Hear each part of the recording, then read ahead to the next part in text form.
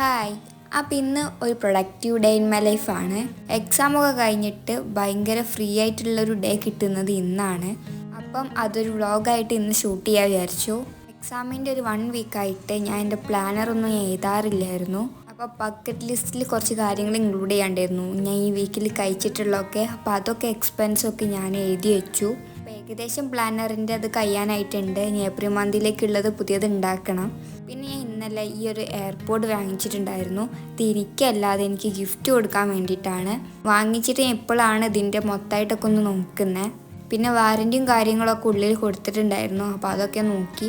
പിന്നെ ഇത് ഞാൻ എൻ്റെ ബർത്ത്ഡേക്ക് കിട്ടിയ റാപ്പിംഗ് ഷീറ്റ് യൂസ് ചെയ്തിട്ട് തന്നെയാണ് ഞാൻ റാപ്പ് ചെയ്ത് കൊടുക്കുന്നത്. ഇത് ഞാൻ പുറത്തേക്കൊന്നല്ല കൊടുക്കുന്നത്, സിബിലിങ്ങിന് തന്നെയാണ്. അതുകൊണ്ട് ഞാൻ വിചാരിച്ചു ഈ ഒരു റാപ്പിംഗ് ഷീറ്റിന് യൂസ് ചെയ്യാമെന്ന്.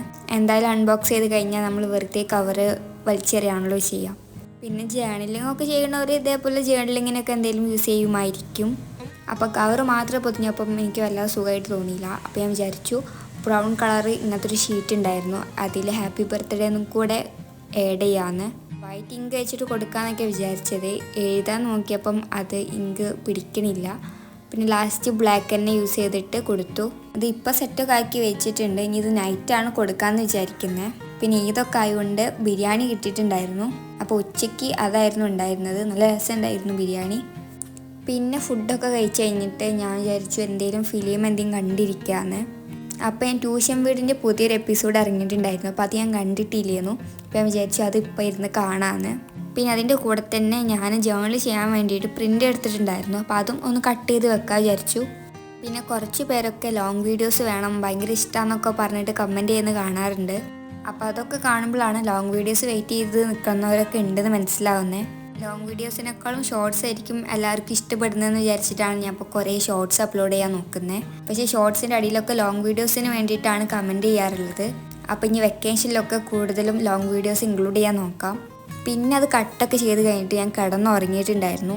ഇപ്പോൾ അധികവും ഞാൻ ഉച്ചയ്ക്ക് കിടന്നുറങ്ങാറുണ്ട് ലീവുള്ള ദിവസം. അപ്പോൾ ഉറങ്ങിയൊക്കെ നീക്കുന്ന ദിവസം ഇതേപോലെ എരിവുള്ള എന്തെങ്കിലും എനിക്ക് കഴിക്കേണ്ടി വരും.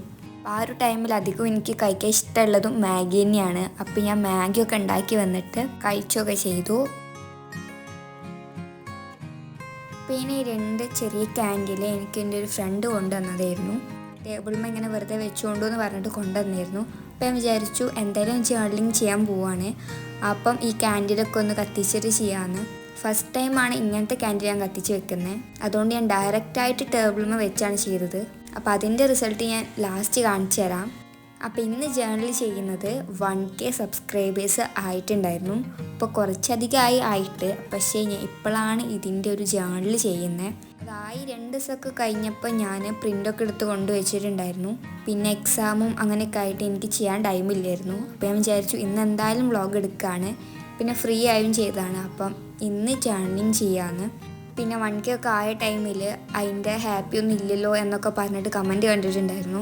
1K ആയതെന്ന് പറഞ്ഞാൽ ഞാൻ ACLFന് പോയ ടൈമിലായിരുന്നു 1K ആയിട്ടുണ്ടായിരുന്നത്. പിന്നെ ഒരുവിധം എല്ലാവരും യൂട്യൂബ് ചാനൽ തുടങ്ങുമ്പോൾ ഉള്ളതാണല്ലോ 1K ഫോളോവേഴ്സ് എന്നുള്ളത്. അപ്പോൾ അതായി കഴിഞ്ഞപ്പം നല്ല സന്തോഷം ഉണ്ടായിരുന്നു. അങ്ങനെ ഫസ്റ്റ് സ്റ്റെപ്പും കംപ്ലീറ്റ് ചെയ്തു. അപ്പോൾ ഈ ഒരു ചാനലിൻ്റെ ജേർണി പറയുന്നത് വെച്ചാൽ ഞാൻ 2025 ചാനൽ സ്റ്റാർട്ട് ചെയ്തിട്ടുണ്ടായിരുന്നത്. പിന്നെ ഒരു ഏപ്രിൽ ഒക്കെ ആയപ്പം ഞാൻ അങ്ങോട്ട് ബ്രേക്ക് എടുത്തു. ഫസ്റ്റൊക്കെ കുറച്ച് ദിവസം അങ്ങനെ വീഡിയോ ഇടാതെ നിന്നു.